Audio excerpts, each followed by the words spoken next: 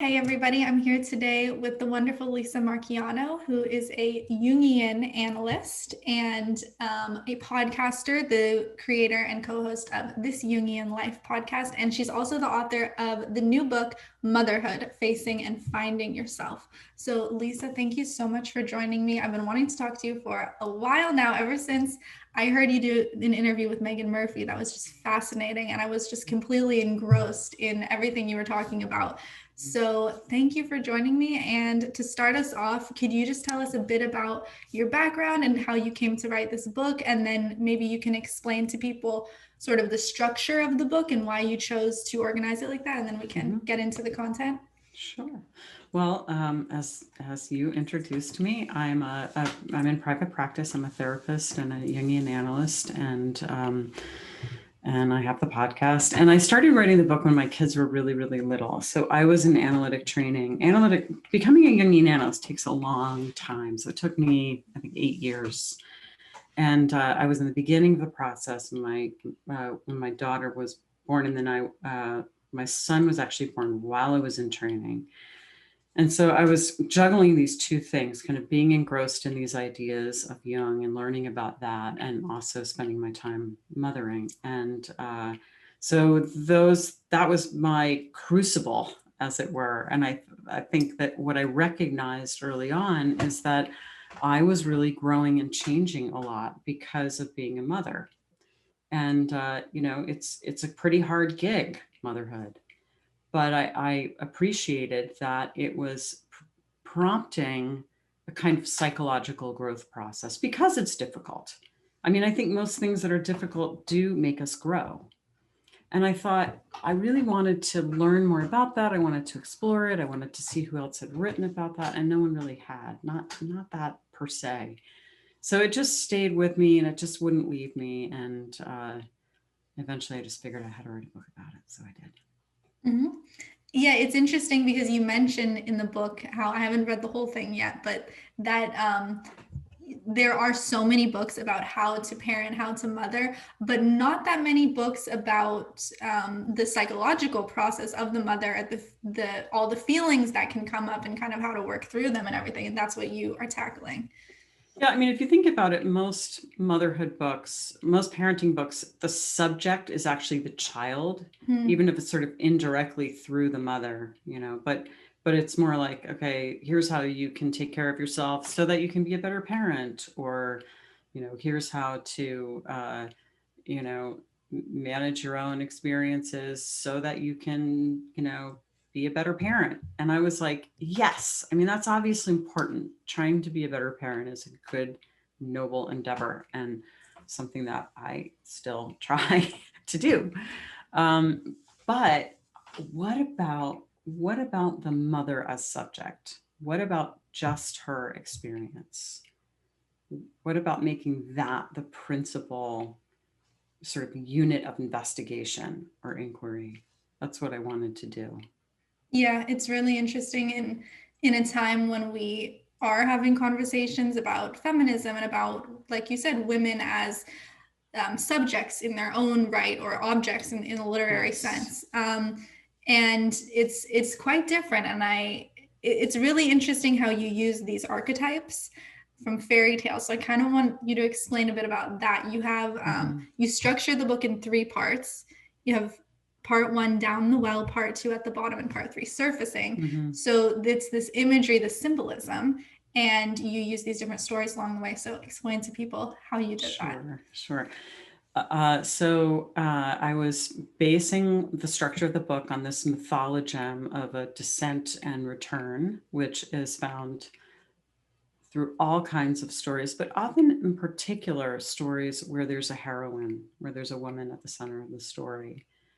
So there are many stories of the woman descending to the underworld, or going down a well, or sort of going through more of a kind of slightly more symbolic descent into the middle of the forest, and then returning.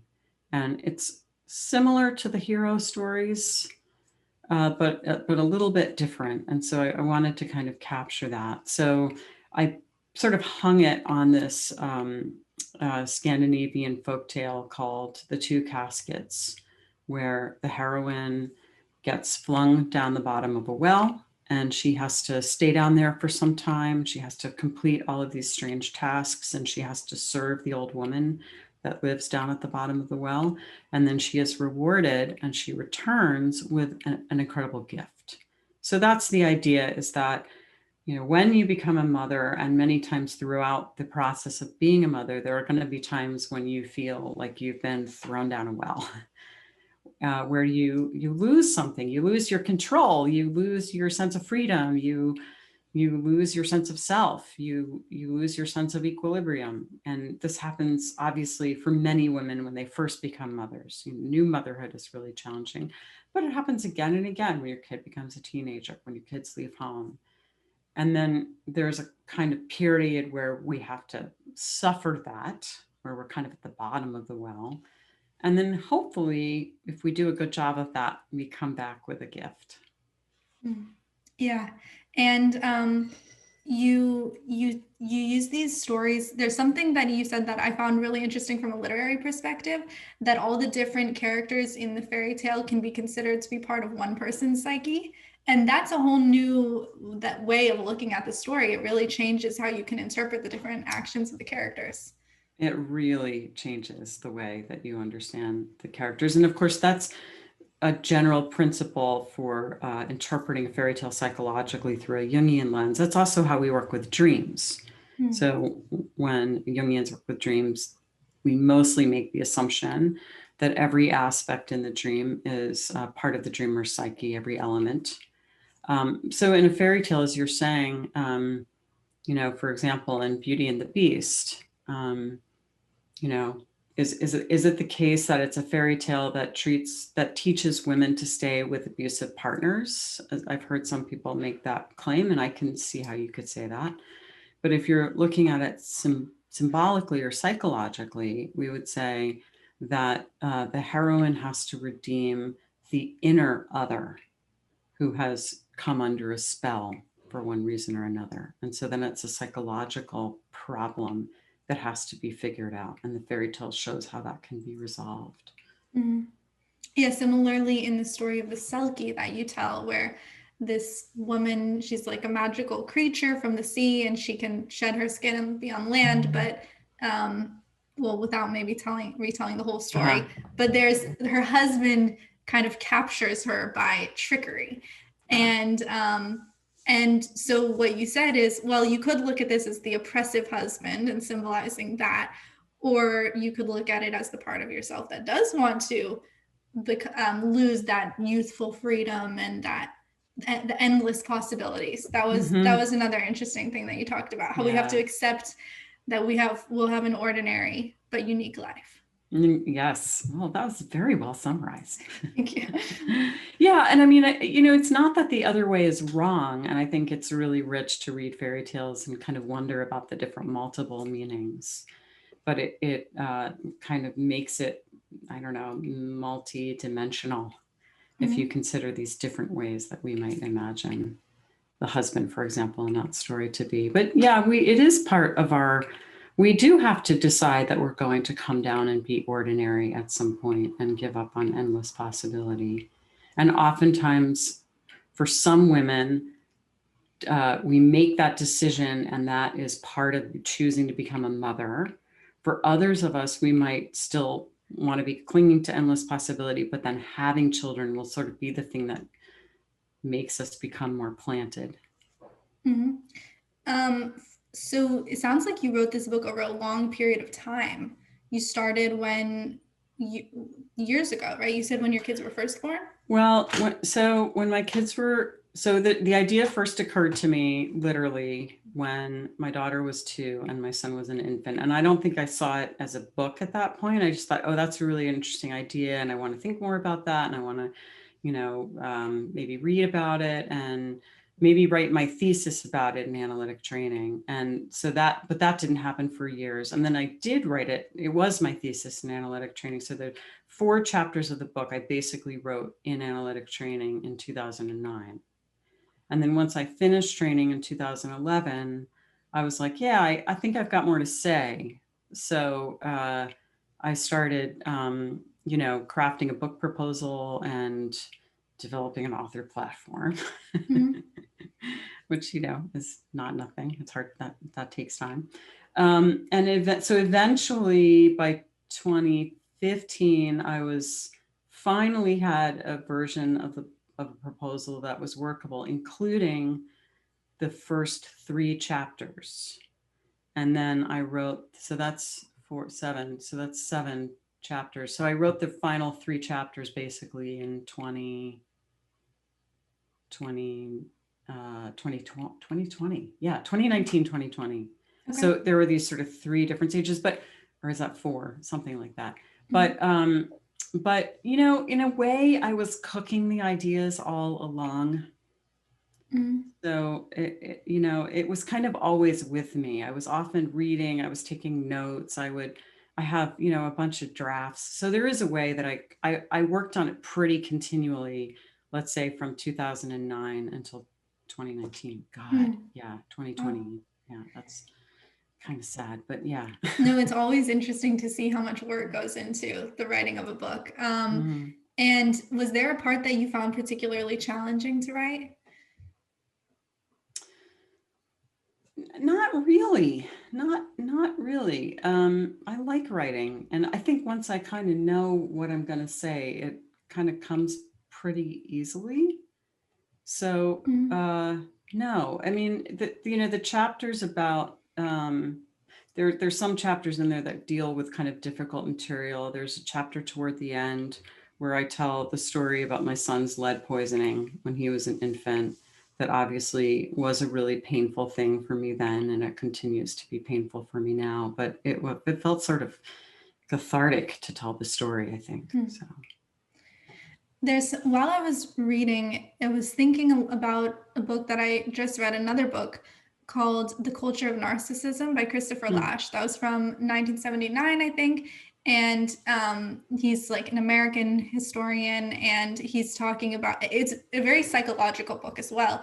And he's talking a lot about motherhood and about how, his thesis is that American mothers have lost the natural intuition that came from a whole long lineage and history of mothers and motherhood. So I'm not sure if he's exactly right about that, but I wonder what you would think of that he claims there's this loss of mothers just naturally knowing what to do. That is so interesting. It makes me want to read the book, which is not a good thing because I have like a list of like 20 books I want to read. But I'm curious about that because I think there could be something to it. I mean, I think that what happens is because we do tend to live, isolated from extended family for the most part. And, maybe we're 35 when we're having kids. It's been a long time since we were parented. There don't tend to be these, large families where we're helping our, older sister raise her kid or whatever before we have kids. And so we just kind of get dropped into it. You take home this kid from the hospital, you're like, what the fuck am I supposed to do with this thing? And so that makes us dependent on sort of expert culture. Which is a little frightening, actually. I mean, one of the things when my kids were little, the prevailing expert culture tended to be attachment parenting, which, I guess has its own issues. But one of the things I appreciated about it was it really kind of honored maternal instinct. Okay. And what is attachment parenting? So I mean, taken to an extreme, it's pretty punishing, but I think it was sort of popularized by this pediatrician I think his name is William Sears. And he, those were the baby books back in the early aughts, when you went and you bought a baby book, it was one of the Sears baby books. And it encouraged co-sleeping, it encouraged nursing on demand, it encouraged, carrying your baby in a sling. So it was all this sort of like very kind of high touch stuff. But there was a dominant narrative about, if it feels good, do it, sort of, Okay. And that was helpful to me, just kind of getting permission to do what felt right.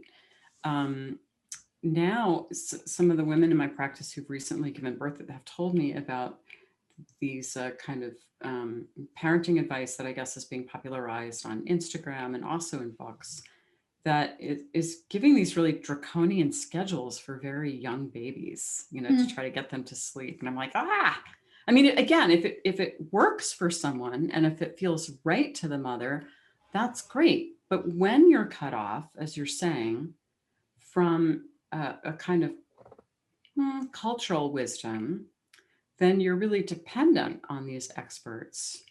And I mean, I know some women that felt really oppressed by the dictates of attachment parenting because it's exhausting to nurse on demand. And especially, the kid is like 2 and you're still nursing all night. It's like, whoa, that's not helpful or is not helpful to lots of people, let's say. But saying that you've got to have your 3-month-old on some kind of crazy feeding schedule also might feel really wrong. So, we're not, I think the experts don't necessarily support us in finding our own feet as mothers. And if we don't have these extended networks, I think you're right. And I'm curious about the book. How does he connect that to narcissism? Well, he actually has something similar to your point about that people are unwilling to let go of the unlimited possibilities mentality, where he says the narcissism is kind of that we think we as Americans, because he's always talking about Americans, that we believe we're supposed to be extraordinary and we're supposed to be great and like magnificent, and that we can usually he says we achieve that through our careers. So people imagine that they'll be a superstar in their career. So then they don't want to, let go of that image of themselves and just realize they're just ordinary, kind of like everyone else. And the narcissism he describes it as kind of, it's not necessarily that you love yourself, but that you want to see yourself mirrored in the world and in others. And possibly mirrored in your kids, or you expect your kids to be very extraordinary. Yeah. That could also be part of it. Some of that projecting that you also talk about. Yeah, I mean, in the book, I talk a lot about projecting shadow on kids. I don't talk a lot about sort of the kind of parenting that can cultivate narcissism. And there is some research that says that, yes, how parents treat their kids can, in fact, predispose kids to develop narcissistic traits. And as you might expect, it's, parents who believe their kids are special and treat their kids as special and expect their kids to get special treatment. There's, that tends to tip kids in the direction of becoming kind of narcissistic, which I guess is not really that surprising. Yeah. Yeah. And another aspect that he talks about is that we kind of reject history and we don't want to take, like he would say, well, people wouldn't want to take the wisdom from the stories that you're sharing because they think we have it all figured out now in our modern society with all of our technology and experts and everything. So people just leave that behind. And that, I guess that's part of the narcissism as well, that we think we completely have it better figured out than any ancient, like we have nothing to learn from history or from these ancient stories. But when you read them, they're so relevant. They're so deeply relevant. And even for me, as I'm not a mother yet, I might pick this book up again in a few years, but it's fun to read the stories and to see your analysis of what they mean. I mean, do you have a favorite one that sticks out to you? Of the fairy tales? I have so many fairy tales that I love. I mean, one of my lifelong favorite fairy tales is Vasilisa the Beautiful, that I think I reference in the book, but I don't go into it in detail. But I've loved that one. It's a Russian fairy tale. It's very beautiful, and it's very deep. One of the ones that I do talk about in the book that is it's super well known. It's super simple in a way. But the more I think about it, like it just has so many layers. I just love it as Rumpelstiltskin. I love that fairy tale. Oh, but they're all just great. They really are all great. It's interesting what you're saying about sort of being cut off from wisdom and stuff, and sort of thinking that we've got it all figured out. Because let's see, one of the things that I noticed about parenting experts. which I do not consider myself one, by the way, Okay. is that they tend to have a lot of certainty. Like if you do it this way, your kid will sleep through the night. And by the way, that I never found any advice about my kids sleep through the night until they were just ready to sleep through the night. Or, if you don't do this, I remember that reading this one parenting sleep book that was like, if you don't get your baby on a sleep schedule, your teenager won't be able to put themselves to bed. And I was like, no, I'm a new mother, but that just strikes me as like crazy, like kids figure out how to go to sleep, it's like, you don't have to be taught how to go to sleep. Anyway, so I'm thinking about what you said about this culture of experts and we've got everything figured out and we can do it just right. And how that can tend to really inculcate a sense of guilt in mothers, because we're always being told, oh, there's a right way to do it. You have to do it this way. And I think I really wanted to get away from that in my book and sort of return us to, I don't know, more embodied wisdom that just said, hey, you're not going to be perfect. Nobody is. Nobody ever has been. And it's going to be okay. And somebody actually sent me wrote a nice post on Instagram about my book. She said it really kind of took a lot of the mother guilt away. And I thought, yes, no mother guilt. Yeah. That's interesting because that kind of implies that a lot of the advice does, like you said, kind of increase the guilt, which is really sad if you think about it. That would really add to the burden, I think, of new motherhood. I think it does. I mean, this is what I see in my practice now is I've got, new mothers coming in and they're distressed because their kid is not on a schedule at 3 months. I'm going, what? What? Who told you your kid should be on a schedule at 3 months? Yeah. And it's like, oh, well, there's this book and this person in my baby play group, she did it. And now her kid, it's like, throw that all away and just try to just be open to all the wonderful imperfections of your own experience. And maybe it's the sleeping schedule at 3 months, but I'm curious, what's the worst parenting advice you've ever heard? Oh God. Wow. The worst, boy, that is such a rich question. Well, yeah. Okay. I knew of, because I knew of people who took the advice to the extreme to empower your child to make decisions. And I knew a woman who would let her 4-year-old decide when bedtime was. Oh no. And then, not surprisingly, the child would not be able to wake up in time to go to school. And I remember this mom sitting and talking with this little boy, kind of exhaustively about, well, what do you think is not working here? And what else do you think we could try? And I mean, the kid was, if he wasn't 4, he was 5. I mean, he was young. And I was thinking to myself, just tell the kid, pick a bedtime and tell the, it's like the sort of refusal to claim any parental authority whatsoever. There is a place for parental authority. It's sort of like, if we're thinking about it archetypally, there's kind of mother and father, and mothers don't just embody mother, right? Mothers have to have some father stuff too. Like there's limitation. It's not all just milk and honey and sweetness.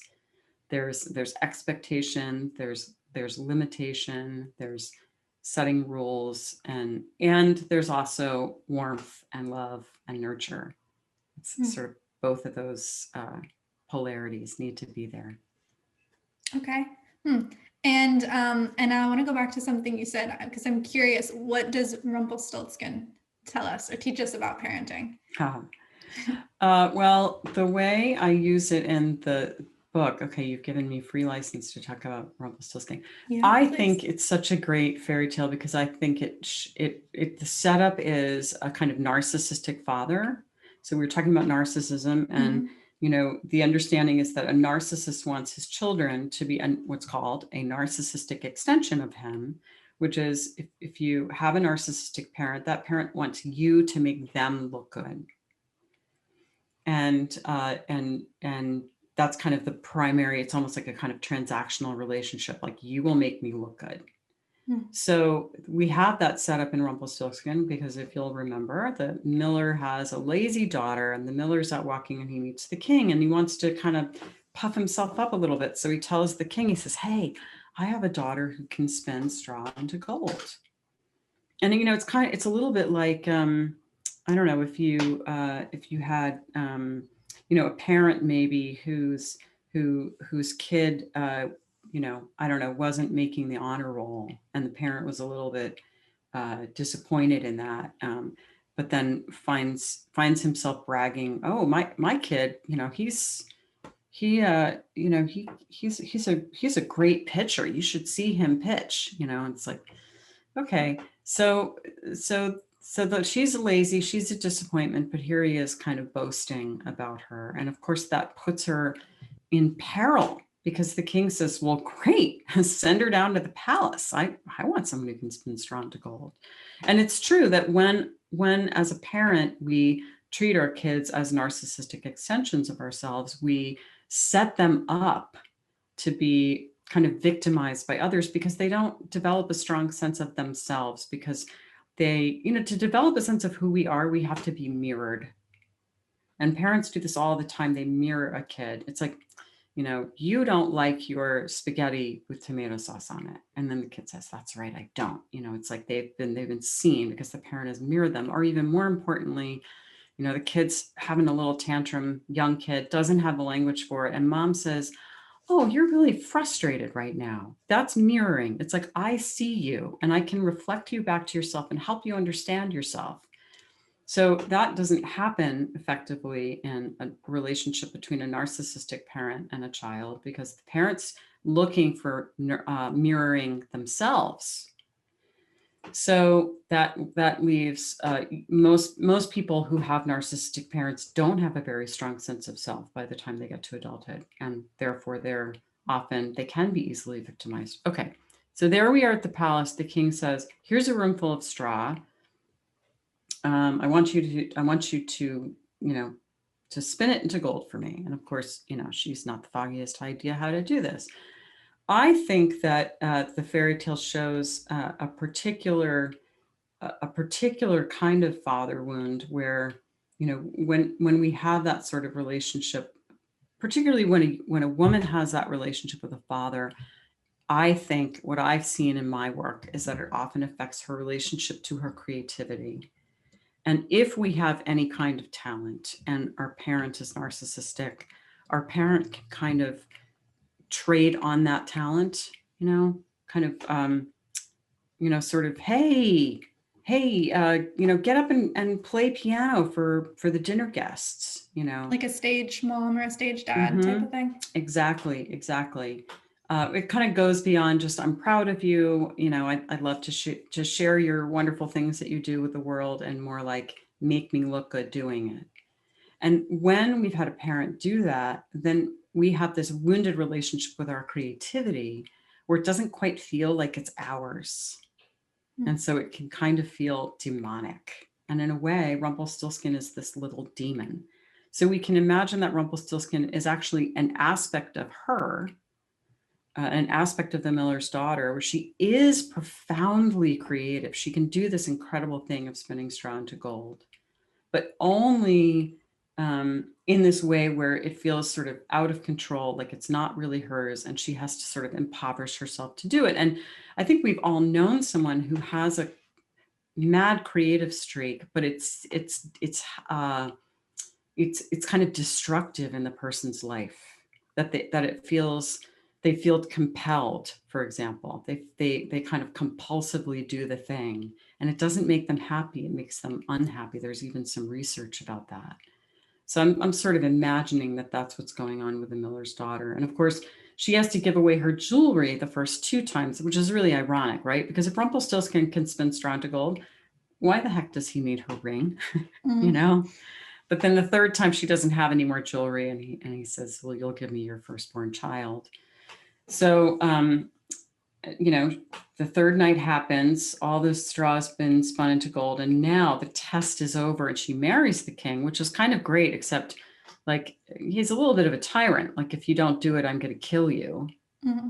And that's who you're going to marry. Okay. Yeah. But then a year later, she has a baby and everything's going great. And she loves the baby. And then Rumpelstiltskin comes back and says, okay, you promised.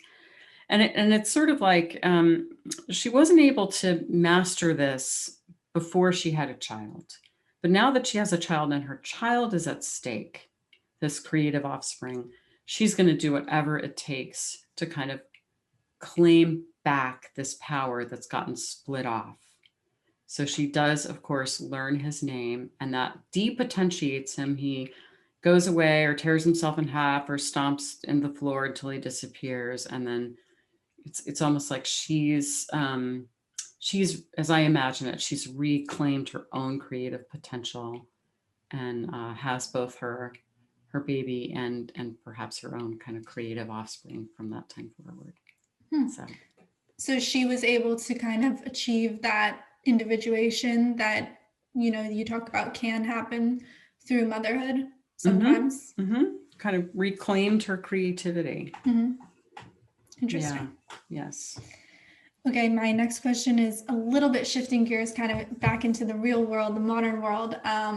There's all this dialogue about women figuring out their balance in today's world with career and family and motherhood. And I'm curious, what do you, in your practice with the women you treat, what is kind of the sense of how that's going? Are women able to balance, or is this something that's like insurmountable for many women? Or, I'm curious sort of what do you see out there? It's just hard, and there's no one right answer. And certainly there's not one right answer that applies to everyone. And I think it's always a struggle. And, because it's a real conflict of values between, being with the kids or working, and the money for many people. It's just a question of, they have to work. Yeah. Sort of this on a survival level, versus the independence that comes with working, and the sense of satisfaction that comes with working. And so I think it's sort of a struggle to be wrestled with, and it has to be wrestled with. And, it's obviously a luxury if it's a choice. Not everyone has that. I think what I want to say, and what I always try to make space for if I feel like it's not there with someone, is that it's okay to want to spend time with your kids. It's okay to decide, as long as you have the financial ability to do so. It's really okay to decide to leave work and be with your kids. So that's a valid choice. I think that's, part of what I wanted to come through the book is that mothering is an important human endeavor that has deep meaning for the mother, in spite of whatever happens or doesn't happen with your kids. It's not like the meaning of motherhood is conferred on it because your kid gets into Harvard. Just having done this thing and having done it in an open-hearted way is a noble and important adventure. And if you feel called to really give yourself over to that adventure, and that suits your living situation, then you shouldn't feel ashamed of that. It's not lesser than. Yeah. Do you think that there has been a devaluation of motherhood in general in our culture? Yeah, I do. I do think so. I mean, I think in general, there's obviously some devaluation of everything that women do.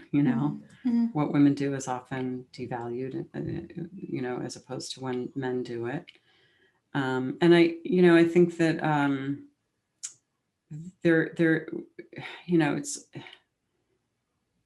it is somehow seen as more glorious to go out and become partner at the law firm, and that's great if you want to become partner at the law firm. I'm not taking anything away from that either. but in our culture tends to value those things more highly. And going back to your point about sort of ancient wisdom, this is important too. Being a mother is important too. I wonder what you would say to, I guess, my generation of women who are, I think, statistically having babies later or less, not at all, which has to do a lot with economics. Like you said, it's just not financially viable, which is really sad. But also there's, and I talk to a lot of radical feminists on this channel, and there's a lot of fear around becoming a mother, that it will take away your freedom, or it will chain you down, or chain you to your biological properties in an oppressive way. And, you know, some women say like, okay, radical feminism made me realize I don't ever want to be a mother, and things like that. I just wonder what you might communicate to like younger women who aren't mothers yet. Well, I guess what I would say is something in life is going to chain you down. And something in life should chain you down. Because if you're not in service to something greater in some way, whether that's a cause or a job or a belief or children, then you're really just sort of getting tossed about on the sea, hither and thither, and you're not plugged into a sense of meaning and purpose. So you better hope that something chains you down in life. And you better hope that what chains you down is worthwhile. And hopefully my wish is that people get to choose what chains them down. And although, you know, listen, it's certainly true that becoming a mother usually materially disadvantages women, you know, and renders them often dependent on their spouse to some degree. And that is a situation that many women may choose to avoid. You know, if you don't have a reliable spouse, if you're in a relationship with someone who's abusive, you know, these are real considerations. I'm not wanting to make light of them. But if motherhood is something, if motherhood winds up being the thing that chains you down, there are many worse things that you could get chained down by. That's a very, I feel like, starkly honest statement about that you better hope something chains you down. It's not the message we're usually given, because we're usually given this message of like, never let anything chain you down, always be free and completely independent and self-sufficient even, which is kind of impossible for anyone. That's right. That's right. Yeah, you better get connected with something. You got to get it plugged in somewhere in life. Otherwise, you're just flotsam and jetsam. Yeah. Tossed about by fate. Right. And then you can sort of be more prone to just sort of ending up somewhere, just like wandering in and finding yourself in a situation rather than choosing to be in it. Yeah, exactly. And you know, if you don't, you know, it's certainly, there's the period of life when you should be unencumbered and you should be carefree and you shouldn't make yourself chained too quickly, perhaps out of fear. You know, people who get married at 22 because they don't know what else to do and they're terrified. That's not a good idea. Go live, go have adventures, you know. But then at some point you have to admit that you're ordinary. And you have to choose how you're going to be ordinary. And being ordinary means kind of coming down and getting planted somewhere. It doesn't have to be having kids. Absolutely does not have to be, doesn't have to be having kids. But that you're going to kind of pick up your cudgel or whatever and do your day's work in the world in whatever way that you find is meaningful and best for you. You're going to contribute to kind of the human endeavor in some way. And if you don't do that, then you wind up maybe having more adventures, but eventually you also realize that life has kind of passed you by. Well, and then there's another element to having kids, which is sort of that you get to prolong a bit of yourself in the world after you die. Mm-hmm. Mm-hmm. One of the things in the Culture of Narcissism book was that people don't care about that anymore. They don't, his thesis, I don't know if he's right or not, but that people don't really care about history or what they leave behind after they die. So then there's less of an interest in having children for that reason as well. Yeah, that's interesting. I mean, it is true, and I do make this point in the book, that having children connects you with your mother and your grandmother and all of the mothers that have gone before. You sort of feel yourself part of that unending chain. And then you look at your kids and you understand that they're going to go into the future in that same way. And it's humbling in a way, because you feel like you're just this tiny little part of the chain, but you see yourself as part of this larger thing. Yeah. Yeah, and you talk about how when you're mothering, sometimes things come up from your being mothered, and that can be very intense. Mm-hmm. And it's something I hadn't really thought about before. I thought like, oh, you have your baby and you're probably so blissful, and that can happen too. But that you are suddenly plagued by these past events, and you have this fear that like things will play out again, or that you feel insecure or rejected or incompetent. Yes, yeah, definitely. It's so there's this other part of the thesis, which is basically that, I use this M. Scott Peck quote in the book, that I think I paraphrase it, but it's something like, if you really want to get to know yourself, then relationships are a good way to do that. And having kids is like the best way to kind of get to know yourself. Like, who are you?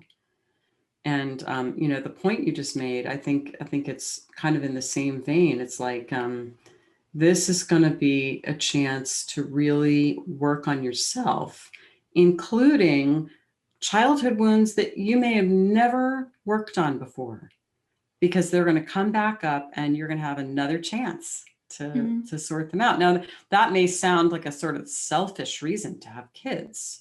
And I'm not trying to say that, we should just have kids to further our own psychological development, but I'm saying, wow, if you have kids, you've got a real opportunity here for some serious psychological growth. Yeah. And then I want to get your thoughts also on this, because I've noticed within feminism, it kind of feels like there's two main ways of looking at motherhood. One is the one I mentioned earlier, that it's oppressive because our biological reality kind of is the reason that we've been exploited. And but then on the other hand, there's this vision of like the goddess mother, and this very idealized version of motherhood where you're like the creator and it's a magical power thing. But the reality is a lot messier and plainer. I mean, I think that there's a way that both of those things are true. Both of those things are true. I think that, there's no question that having kids will affect a woman's career.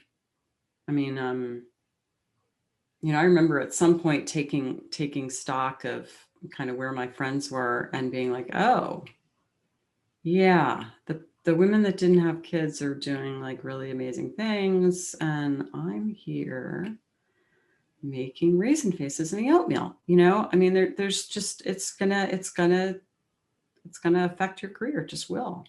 And so is that oppressive? Well, yes, it can be. It can also just be a choice. I mean, we can't do everything in life, so it's maybe you choose to be a mother, and knowing that might mean you won't quite hit the same heights in your career, possibly. And at the same time, it is a profound experience of tapping into some deeply powerful archetypal force. I was talking with a woman the other day. She actually gave me permission to use this story, so I'm going to see if I can talk about it. She has 6 kids, if I recall, and she had them all by natural childbirth. She talked about that incredible experience of giving birth, and in the middle of this incredibly sort of animal thing of giving birth to these kids, each time she felt this deeply numinous spiritual experience of kind of being infused with this goddess energy. I'm going to say, maybe I'm butchering her story, but it's something like that. And it was like, yeah, there is the kind of archetypal creatrix, the goddess, kind of constellating in her body while she's giving birth to these kids. She said it was just an incredible experience. Now, not everyone has that, but it that's, you know, to have, but somewhere in your mothering journey, you're going to touch into that. And, you know, the thing about it being oppressive, and this is going to probably be wildly unpopular with feminists. This is going to be a little provocative. Okay. But I agree that motherhood is probably in some sense pretty oppressive for women. It limits what you do. It ties you down. It, you know, kind of ravages your body. It just, you know, the baby while it's in utero is essentially a parasite. And, you know, you have a couple of kids and it just ages you tremendously, you know. You know, oftentimes pregnancy brings about significant health consequences in women. And it kind of spends you. It's sort of like it uses you up. Hmm. It uses you up having kids. It uses you up being pregnant. It uses you up parenting. It uses you up nursing. You're just not the same person that you were. I think that the role of being kind of the dad, let's say, in the conventional sense of being the breadwinner, you know what? That uses men up. They often go to work day in, day out, sometimes at a job where they get a lot of money and a lot of prestige, but oftentimes even jobs with a lot of money and a lot of prestige, you know what? They also come with a ton of stress. And men, you know, they often work these, you know, long hours and they've got to commute. And, you know, it's sort of like back when we were hunter gatherers. Yeah, the women got used up by having babies and a lot of them died during childbirth for sure. And the men got used up going out, you know, hunting big game, and, you know, probably many got killed. I mean, you know, men die a lot earlier than women. And some of that is because their lives are hard. And I think that life uses us up and life oppresses us. Yeah. And I'm curious what you have to say about this industry of cosmetic surgery, because when you mentioned it made me think of it because you mentioned about how it uses up your body, it changes your body, ravages your body. And there are all these women getting their bodies reconstructed after birth. And what do you make of that?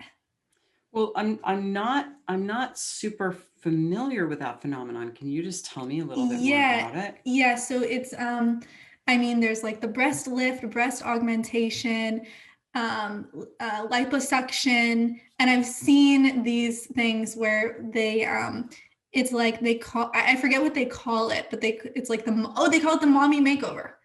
The mommy makeover. And they kind of try to change your body back to how it looked before.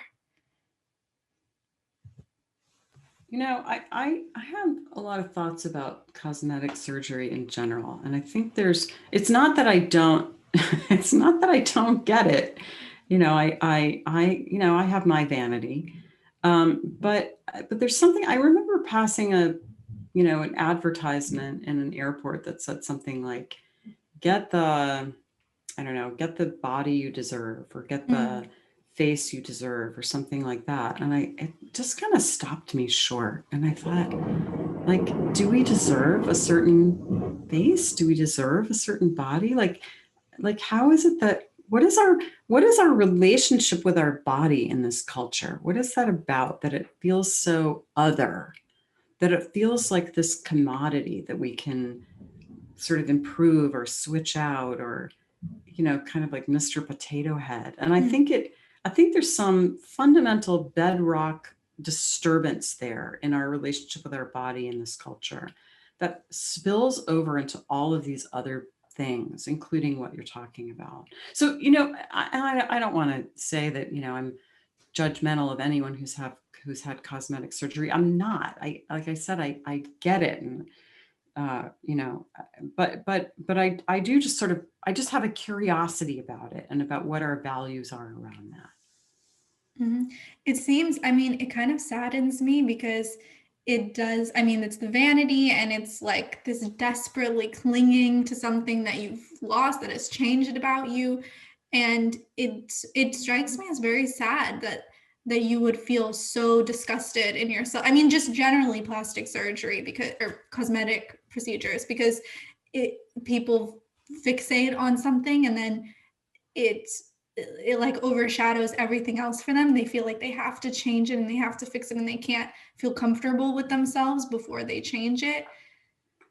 Well, and you know, sadly, we're also susceptible to suggestion, right? And if Instagram suggests that you have the wrong kind of, I don't know, abdomen, Yeah. and you know, that idea can get lodged in there, in any of us, and then we can sort of ruminate about it, especially if we're being shown pictures of, in this case, abdomens that are better than ours. And then we're down the road to believing this thing. And of course, you know, our kind of marketing culture takes advantage of that. You know, I mean, and this is nothing new. We know that industry, many industries thrive on making women feel insecure about their appearance so that they can then sell as products. And I think social media has just, you know, that's been around for a long time, but social media sort of just added another layer to that. Yeah. Well, I don't want to keep you too long because now we've reached an hour, so we'll start to wrap up. This has been really interesting and given me a lot more to think about. Now I am curious about sort of how do we deal with that whole phenomenon of women feeling like they have to change their bodies back. But you know, I would love to talk to you again if you ever want to come back on, Sure. have another Yeah. discussion, maybe about something else. Yeah. So is there anything that you want to leave people with just so that that you want to make sure people know about the book? Well, it's, you know, my website is lisamarchiano.com and there are order buttons there, but of course it's available wherever books are available. And I hope that, if you read it, that it, is a companion that, makes you feel more at home with yourself. I guess that would be my goal for it. Very nice.